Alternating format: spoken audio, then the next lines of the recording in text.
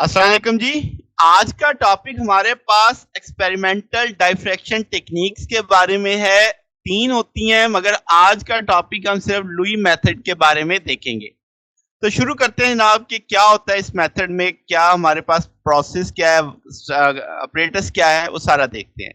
तो experimental diffraction techniques में मैं बताता हूँ 3 standard method and diffraction use करते हुए क्रिस्टल के स्टडी को पढ़ने के। एक को लुई मेथड कहते हैं, रोटेटिंग क्रिस्टल मेथड कहते हैं, पाउडर मेथड कहते हैं।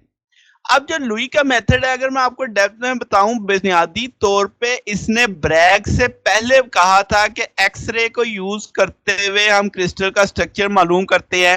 फर्क इसका सिर्फ ये था कि ब्रैग्स ने इंटरप्लेन्स की बात की, लेटस की बात की कि भाई लेटस से रिफ्लेक्शन होगी, जबकि लुई एटम से स्कैटरिंग की, यानी इंडिविजुअल एटम से स्कैटरिंग को डिस्कस कर रहा था। यानी एक बुनियादी फर्क ये था, बाकी सोच अप्रोच एक ही थी। तो जनाब अब इसमें होता क्या है, इस मेथड में क्रिस्टल को एक जगह स्टेशनरी करते हैं विद रिस्पेक्ट टू जो एक्सरे उसमें से पास कर रही होती हैं। फिर हम सिर्फ वही वेवलेंथ यानी जिनकी लैम्डा एक सर्टेन मखसूस वेवलेंथ वाली जो थीटा एंगल पे इंसिडेंट फॉल की जाती हैं और वो डाइफ्रैक्ट होती हैं, जो ब्रैग्स लॉ की इक्वेशन को भी सेटिस्फाई करती हैं, 2d sin theta is equal to n lambda. अब जरा देखते हैं कि लुई के अप्रोच क्या थी। अब जनाब जो लुई एक्सपेरिमेंट ऑपरेटर्स था, इसमें बुनियादी तौर पे फ्लैट प्लेट कैमरा कैले थे जो आपके पास फोटोग्राफिक फिल्म्स के साथ लोडेड थे। अब क्रिस्टल को इनके दरमियान में रखा हुआ है, जैसे आप फिल्म में फिल्म बी का रोल देख रहे हैं। अब आप इनको एक यानी पर्टिकुलर ओरिएंटेशन पे रखते थे गोनीमीटर के साथ। गोनीमीटर सिर्फ इस मकसद के लिए इस्तेमाल होता है जब जरूरत पड़े क्रिस्टल का आप ओरिएंटेशन को चेंज कर सको। अच्छा, अब आप देख सकते हो कि इस फिल्म ए के अंदर एक कोलीमीटर लगा हुआ है। तो ये कोलीमीटर बिल्कुल सेंटर में है। मकसद इसका क्या है, इसके अंदर फाइन होल्स होते थे, यानी कि आपकी जो एक्सरे की बीम है वो बिल्कुल फाइन हो जाए। अब कोलीमीटर जिस साइड पे है, यहां से बीम जब एग्जिस्ट करती थी तो इसकी कैप एक फ्लोरिसेंट स्क्रीन होती थी जो बीम को अलाइनमेंट रखती थी, यानी क्रिस्टल तक अलाइनमेंट तक ले जाती थी।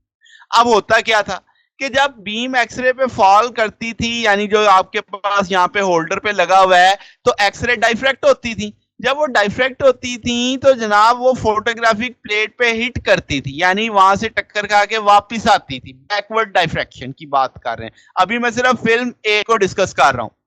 अच्छा जी, तो जब वो फिल्म पे आप उसके सामने जब वो टक्कर खा के वापस आ रहे हैं तो वापसी पे तो उनको एक फिल्म मिली। तो ये जो आपके पास फिल्म है ये इस ऐसे मटेरियल से यानी इस पे होता था जो कि विजिबल के लिए ओपेक है और एक्सरे के लिए ट्रांसपेरेंट है। इसका मतलब एक्सरे ही हिट कर सकती थी। तो आप इस तरीके से जो टक्कर खा के वापस आने वाली बीम है उसको फोटोग्राफिक प्लेट पे रिकॉर्ड कर लेते थे, वहां पे स्पॉट बनते थे। अब इस चीज को अगर मैं कहूं कि जहां फोटोग्राफिक प्लेट पे जो भी पैटर्न आता था उसे हम लुई पैटर्न के तौर पे कहते हैं, और जो मैं स्पॉट का जिक्र कर रहा था उसे लुई स्पॉट कहते थे। ये जो स्पॉट हैं ये बुनियादी तौर पे क्रिस्टल का कैरेक्टरिस्टिक्स एक्सप्लेन कर रहे होते हैं। ठीक है, अब ये स्पॉट बनते कैसे हैं कि क्रिस्टल से टक्कर खा के वापस आने वाली जो एक्सरे है वो इंटरफेरेंस करती है मैक्सिमा यानी कंस्ट्रक्टिव, जैसे हमने ब्रैग्स लॉ में देखा था। ठीक है, तो आपको पता चल जाता है कि इस जगह पे आपके पास ये एक पैटर्न बन रहा है, यहाँ पे दो वेव जो टक्कर खा के वापस आई उन्होंने इंटरफेयर किया है, वो एक स्पॉट से क्लियर हो रहा था। तो आप जब उस पैटर्न को एनालाइज करते हो तो इंटरनल स्ट्रक्चर समझ आती है। याद रखना इसमें मैंने फिल्म ए की है जो रिफ्लेक्ट बैक आ रही थी। अब जरा ट्रांसमिशन वाली बात कर लेते हैं फिल्म बी की। तो जब ट्रांसमिशन की बात करते हैं तो आपकी एक्सरे जो डाइफ्रैक्ट हुई थी वो क्रिस्टल में से पास भी करती होगी।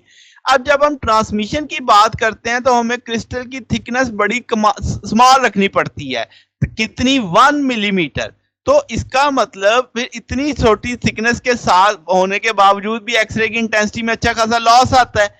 तो इसलिए ट्रांसमिशन जो मेथड है वो ज्यादा आप कह लो कि इस्तेमाल नहीं होता, ज्यादा हम रिफ्लेक्शन मेथड को ही प्रेफर करते हैं, इस्तेमाल करते हैं अपने मकासद के लिए, जिसमें फिल्म बी, अब ट्रांसमिशन में फिल्म बी इस्तेमाल होगी और रिफ्लेक्शन में फिल्म ए इस्तेमाल होगी।